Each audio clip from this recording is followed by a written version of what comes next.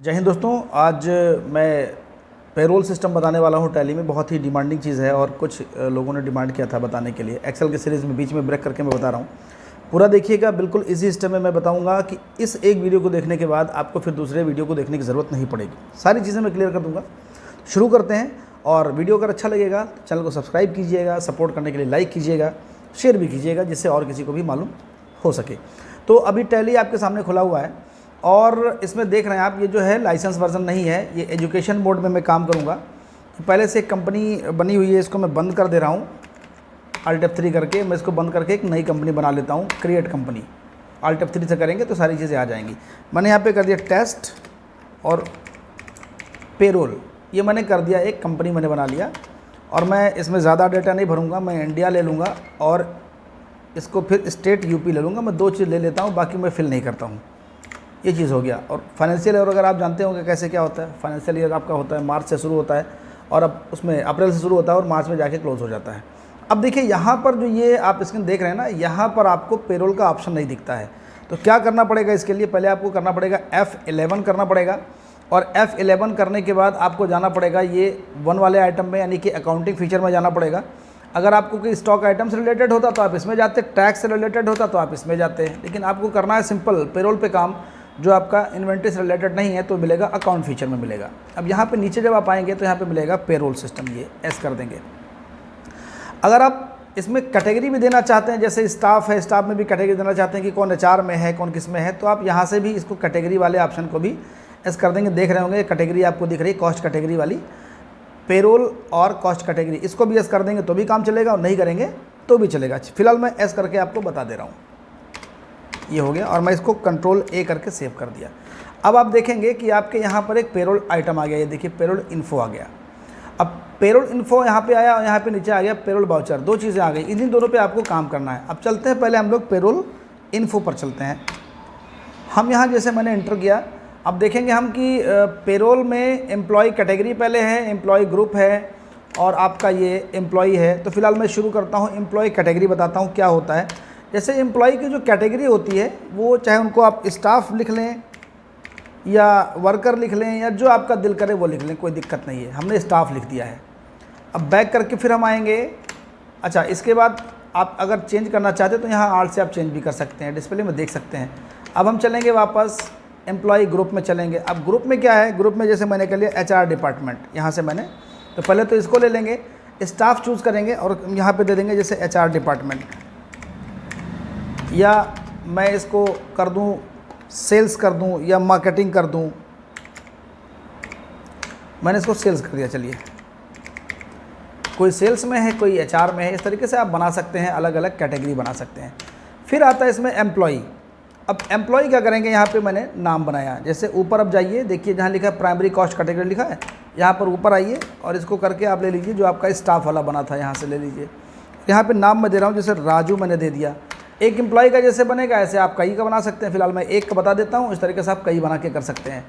और यहाँ पर ये राजू जो है किस डिपार्टमेंट में, सेल्स का है या HR डिपार्टमेंट का है, किसका है, यहाँ से आपको क्लियर हो जाएगा। जो मैंने कॉस्ट कैटेगरी बनाई थी तो यहाँ से आप कर देंगे। मान लिया यह है आपका सेल्स डिपार्टमेंट का आदमी है।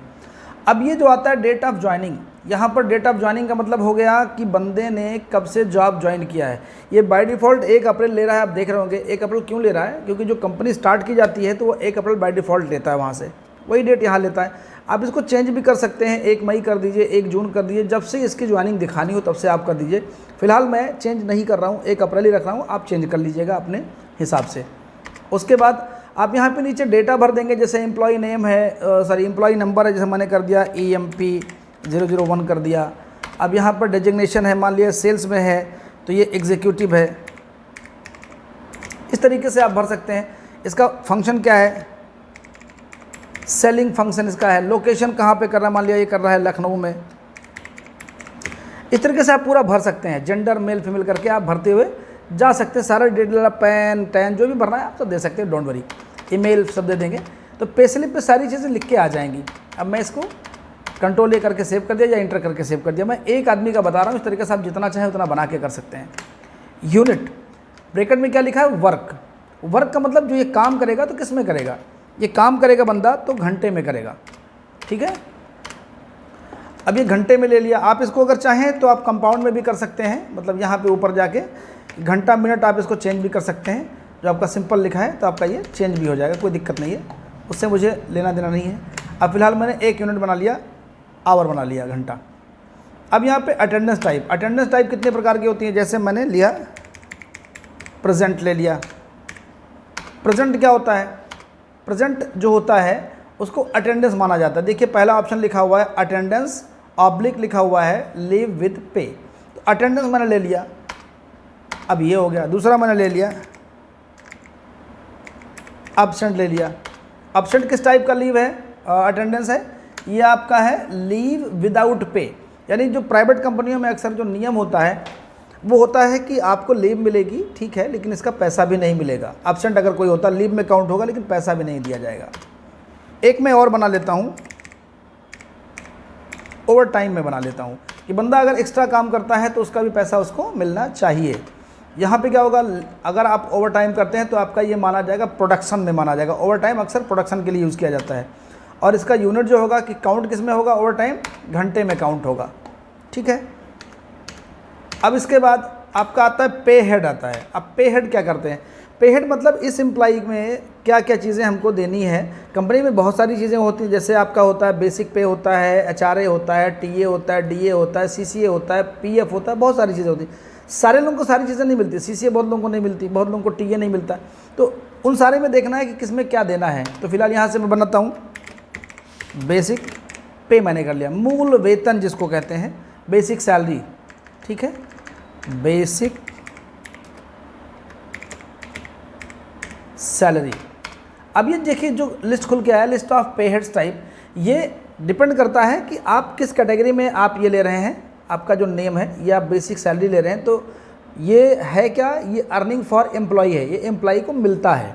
तो यहाँ से अर्निंग फॉर एम्प्लॉई हम ले लेंगे और इसको रखेंगे इनकम टाइम फिक्स है। ये डेली मतलब हमेशा हर मंथ चेंज नहीं करना इसको, तो फिक्स रहेगा। अगर जो चीज़ें ऐसी आती हैं जो हमेशा आप चेंज करना चाहते हैं तो वेरिएबल लेंगे, लेकिन फ़िलहाल फिक्स लेंगे इसमें हम। और ये क्या है, अंडर किस में जाएगा? ये जो आपने बेसिक पे बनाया है ये कंपनी के लिए क्या होगा, ये कंपनी के लिए होगा इनडायरेक्ट एक्सपेंस। और जो आपके पे स्लिप पे छपके आए वो क्या छपके आए वो यहाँ डिसाइड होगा। अब ये जो बेसिक पे है ना, ये किस पे कैलकुलेट होता है? ये अटेंडेंस पे कैलकुलेट होता है। जितना अटेंडेंस होगा उस हिसाब से सैलरी इनकी बनेगी, उस हिसाब से कटेगी भी जो एब्सेंट हो गए। अब इनका जो प्रेजेंट रहेंगे, इनका जो लीव यहाँ अटेंडेंस टाइप जो आ रहा है, और अगर आप ऑन अटेंडेंस लेंगे तो प्रेजेंट में ही माना जाएगा। अब ये मंथली काउंट होगा, तो मंथ में आप देखिए एज कैलेंडर टाइप भी कैलेंडर पीरियड भी ले सकते हैं और यूज़र डिफाइंड भी कर सकते हैं। कैलेंडर पीरियड कर लेंगे तो अपने हिसाब से वो लेगा, लेकिन बाय डिफ़ॉल्ट अगर देखा जाता है तो हर कंपनी में मंथ लगभग 30 दिन का माना जाता है। तो हमने यहाँ पे 30 डेज़ लिख दिया, आप उसको कैलेंडर पीरियड भी ले सकते हैं। फिर यहाँ पे लिया आपने डीए मतलब होता है डेयरनेस अलाउंस, दैनिक भत्ता जो बोलते हैं लगभग, और ये भी एम्प्लॉय के लिए मिलता है, अर्निंग है। यहाँ पे कंपनी के लिए इनडायरेक्ट एक्सपेंस है। और यहाँ पे आप नीचे आएंगे, ये क्या करेंगे, ये हम जो लेंगे ये लेंगे कंप्यूटेड वैल्यू लेंगे, मतलब ये हमारा होगा जो कैलकुलेशन करके आएगा, इसमें हमको वैल्यू इनपुट नहीं करनी है। ये बेसिक पे कैलकुलेट होके आता है। मान लिया मैंने कर दिया एज कंप्यूटेड वैल्यू कर दिया और एंटर किया मैंने, तो यहाँ पे देखिएगा अब ये जो नीचे जब इंटर किया हमने तो खुल गया मेथड ऑफ कंप्यूटेशन, किस हिसाब से कैलकुलेट करना है इसको। तो यहाँ पे देखिए नीचे जो लिखा है ऑन स्पेसिफाइड फार्मूला, एक फार्मूला हम यहाँ पे देंगे कि उसके हिसाब से करेगा। अगर टोटल पे कट करना है, सब टोटल पे कट करना है, जिस तरीके से करना आप यहाँ से लेते रहेंगे। फिलहाल लेना है स्पेसिफाइड फार्मूला, एंटर किया मैंने। अब ये फार्मूला कैलकुलेट किस पे करेगा, वो बेसिक पे करेगा। अगर और कोई भी चीज़ होता उस पर करता तो उसको भी यहाँ लिस्ट में हम बना के रखते पहले से। फिलहाल करेगा किस पे, बेसिक पे करेगा। और हमने यहाँ से इंटर कर दिया और ये मैंने कर दिया परसेंटेज में कि मान लिया हमने कर दिया 30%, ये 30% हमारा ले लिया डीए, ठीक। अब हम चलते हैं सीसीए, 2-3 चीज़ ले लेते हैं दोस्त। इसके बाद आपका आ जाएगा इनडायरेक्ट एक्सपेंस में, ये भी आएगा, कंपनी दे रही है तो कंपनी के लिए खर्चा है, इसको भी कंप्यूटेड वैल्यू कर लेंगे। आप अपने हिसाब से फ्लैट रेट भी कर सकते हैं जैसा आपको चाहिए होगा। स्पेसिफाइड फार्मूला बेसिक पे ही कैलकुलेट होना है, तो बेसिक पे मैंने उठा लिया वहाँ से और ये मैंने कर दिया, मान लिया 4% कर दिया इस तरीके से, ठीक। अब मैं ले रहा हूँ एचआरए, हाउस रेंट, यानी कि आदमी जो रहता है उसका खर्चा, मकान किराया भी मिलता है। तो अर्निंग फॉर एम्प्लॉई है, फिक्स है, और यहाँ से इनडायरेक्ट एक्सपेंस है, पूरा वीडियो देखिएगा तो बहुत अच्छे समझ में आ जाएगा, एक भी स्टेप मिस नहीं करेंगे आप, तो दोबारा वीडियो देखने की ज़रूरत नहीं पड़ेगी किसी और की।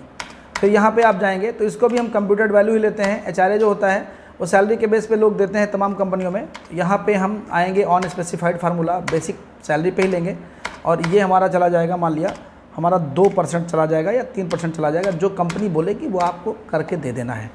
अब एक ले लेते हैं पीएफ मैं इसलिए ले रहा हूँ कि आपको थोड़ा सा, आप टीए भी ले सकते हैं, ट्रैवलिंग अलाउंस मैं वो भी बता दूँ, यात्रा भत्ता भी मिलता है, अर्निंग है ये कंपनी के लिए और ये इनडायरेक्ट एक्सपेंस है। लेकिन यहाँ देखिएगा टीए कभी परसेंट के लिए नहीं आता कि कितना परसेंट मिलना है कितना नहीं मिलना है। क्यों? क्योंकि ये आप अलग अलग सिटी में ट्रैवल करेंगे, अलग अलग होटल में रुकेंगे तो अलग अलग चार्जेस आएंगे उसके। तो यहाँ पे मैं इसको यहाँ पे कर दे रहा हूँ, फ्लैट रेट कर दे रहा हूँ और मंथ के हिसाब से पूरे महीने का इकट्ठा जोड़ के हम बता देंगे कि इतना मेरा खर्चा है, वो कंपनी मुझे दे देगी। तो ये मंथ हो गया, टोटल फ्लैट रेट हो गया। अब एक पीएफ लेते हैं, मैंने फ्लैट रेट वाला भी ले लिया, अर्निंग वाला 2 बता दिया। अब पीएफ क्यों ले रहा हूँ मैं? प्रोविडेंट फंड जो होता है, फंड का क्या होता है? फंड जो होता है ये एम्प्लॉय के सैलरी से कटता है, तो डिडक्शन फ्रॉम एम्प्लॉयज़ होता है कि ये जितनी भी चीज़ें, जो चीज़ एम्प्लॉय के सैलरी से डिडक्ट होती हैं और वो बाद में कंपनी अपने पास स्टोर रखती है, देती है रिटायरमेंट के समय पे, इस टाइप से। तो अभी ये क्या डिडक्शन है एम्प्लॉय के सैलरी से, लेकिन वो पैसा होता क्या है, एक तरीके से कंपनी के लिए तुरंत एक पैसा बच जाता है, कंपनी बचा के रखती है, तो उसको लेंगे हम इनडायरेक्ट इनकम में लेंगे। और ये होगा क्या? ये कंप्यूटेड वैल्यू होगा। कंप्यूटेड वैल्यू कैसे होगा? स्पेसिफाइड फार्मूला बेसिक पे के हिसाब से कैलकुलेट होगा और ये जो होगा ये हमारा मान लिया 10% है, जो भी ले सकते हैं, कोई दिक्कत नहीं है। देखिए मैंने कई प्रकार से ले लिया है, अर्निंग भी मैंने बता दी, इसमें फ्लैट रेट भी बता दिया और आपका डिडक्शन भी बता दिया, 2-3 तरीके से बता दिया। अब आगे चलते हैं, इसके बाद हम सैलरी डिटेल यहाँ से लेते हैं। एक एक स्टेप में चल रहा हूँ, छोड़ नहीं रहा हूँ एक भी स्टेप में। सैलरी डिटेल लेते हैं, तो सैलरी डिटेल में क्या है? सैलरी डिटेल किसका लेंगे? राजू का लेंगे हम, राजू का बंदे का बनाएंगे। यहाँ पे डेट डालेंगे, जिस डेट में इसकी ज्वाइनिंग हुई है, तो इसकी ज्वाइनिंग हुई है 1/4/23 में हुई है। और इसको मिलेगा क्या क्या चीज़, यहाँ से हम लेंगे, इसको मिलेगा बेसिक सैलरी। ये देखिए, अब बेसिक सैलरी कितनी मिलेगी? मान ली इसकी बेसिक सैलरी मैंने ले ली 20,000 रुपये, 1 2 3 4। अब क्या मिलेगा इसको? डीए मिलेगा, लेकिन डीए देखिए बगल में दिखा रहा है, कंप्यूटेड वैल्यू दिखा रहा है यहाँ पे, है ना। और डीए के बाद मिलेगा इसको आपका एचआरए मिलेगा, फिर मिलेगा टीए, या मान लीजिए इसको टीए नहीं मिलना है, मिलना भी है तो डाल देंगे। कितना टीए होगा पूरे महीने का? इसका जुड़ के आएगा, इसका पूरे महीने का 800 टीए आया। ये कैलकुलेटर को उसने बिल बाउचर जो लगाया था वो हमने डाल दिया यहाँ पे। फिर सीसीए मिलेगा और पीएफ मिलेगा, ये सारी चीज़ें मैंने दे दी। अब हो गया ख़त्म। अगर किसी को कोई चीज़ कम देना है, मान लो कोई और बंदा है जिसको हमको सीसीए नहीं देना है, तो उसके लिस्ट में सीसीए को नहीं चुनेंगे। किसी बंदे के पीएफ को नहीं काटना है तो उसमें पीएफ को नहीं चुनेंगे हम, लेकिन बना के सारा रखेंगे। कंपनी के एम्प्लॉय के हिसाब से जो जो देना है वो यहाँ से हम देते जाएंगे। सब देना है सब दीजिए, काटना है काट लीजिए। किसी को बेसिक सैलरी और डीए मिलना है तो वही 2 चीज़ दे दीजिए उस बंदे को। अब यहाँ से मैं इसको सेव कर दे रहा हूँ, ये हो गया सेव। अब क्या करते हैं? अब चलते हैं वापस हम लोग पेरोल वाउचर में। इतने में कोई दिक्कत होगा तो आप क्वेश्चन कीजिएगा, मैं बताने का प्रयास करूँगा कमेंट बॉक्स में। पेरोल वाउचर में चलते हैं, तो देखिए यहाँ बगल में आ रहा है आपका अटेंडेंस। पहले अटेंडेंस लगाया जाएगा कि बंदा कितने दिन महीने में आया, कितने दिन की सैलरी इसकी बनानी है।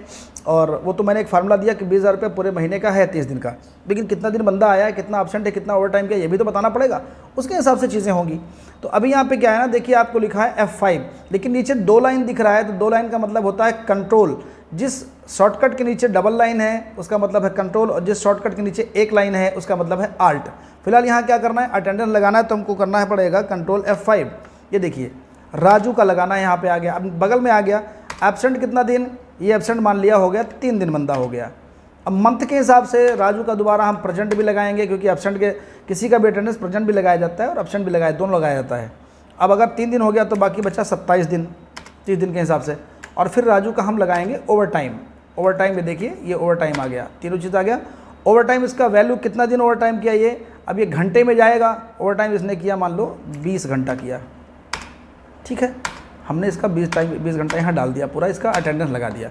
अब इसके बाद क्या करना है, इसके बाद आपको फिर से भी पेरोल वाउचर में आपको करना है, अब अटेंडेंस लग गया है तो अब करना क्या है, इसकी सैलरी बनानी है। तो सैलरी के लिए क्या करेंगे, आप देखिए बगल में आपका आ रहा है कंट्रोल F4 आ रहा है यहाँ पे, देखिए पेरोल वाउचर बगल, ये आप राइट साइड में पट्टी पर देख पा रहे होंगे, ये पैनल जो खुला हुआ है। तो कंट्रोल F4 जैसे हम करते हैं तो हमारा पेरोल वाउचर आ जाता है। अब ये राजू को कैसे देना है, कैश देना है कि बैंक से देना है। अगर आपका बैंक अकाउंट से पे करना होता तो यहाँ कैश की जगह पे बैंक हो जाता, और अगर कैश करना है तो कैश हो जाएगा, इसमें कोई प्रॉब्लम वाली बात नहीं है। फिलहाल मैं यहाँ ले रहा हूँ कैश। और उसके बाद मैं यहाँ से, आप देखिए इस साइड में आपका यहाँ पे लिखा है पेरोल ऑटोफिल लिखा हुआ है। ये देखिए नीचे मैं माउस पॉइंटर से दिखाना चाह रहा हूँ आपको, तो ए के नीचे सिंगल लाइन लगा, मतलब ये आल्ट है, तो मैंने क्या आल्ट ए कर दिया, ये ऑटोमेटिक आ गया। यहाँ पर आप ले लेंगे सैलरी, और जिस डेट में बंदे की ज्वाइनिंग आपने कराई है 1 अप्रैल में कराई है, तो 1 अप्रैल से यहाँ से फ्रॉम लिखा है और टू लिखा है। 2 में 30 लेगा नहीं, क्योंकि ये एजुकेशन मोड है, एकेडमिक मोड है, इसमें नहीं लेगा, लाइसेंस वर्जन नहीं है, तो हम इसको 1 मई ले लेते हैं, 1 मई 23 ले लेते हैं।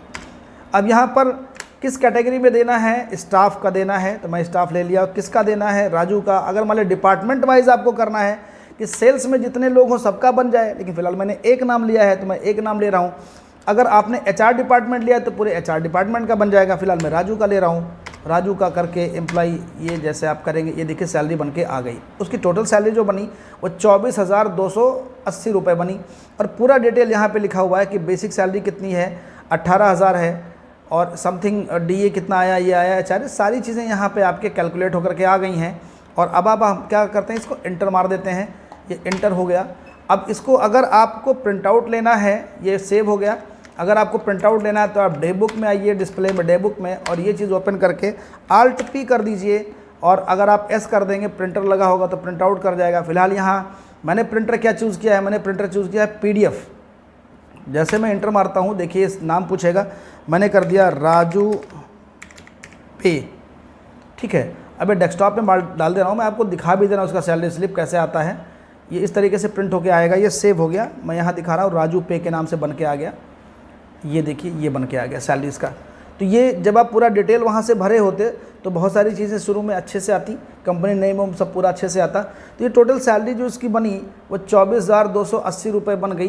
ये इस तरीके से आप पेरोल पूरा कर सकते हैं दोस्त। पूरा अगर आप देखेंगे तो दूसरे वीडियो को देखने की ज़रूरत आपको नहीं पड़ेगी, इसका मैं आपसे प्रॉमिस करता हूँ।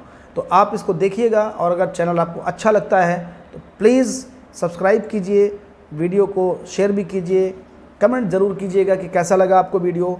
और मिलते हैं आपको फिर हम अगले वीडियो में अगले टॉपिक के साथ। तब तक के लिए गुड बाय।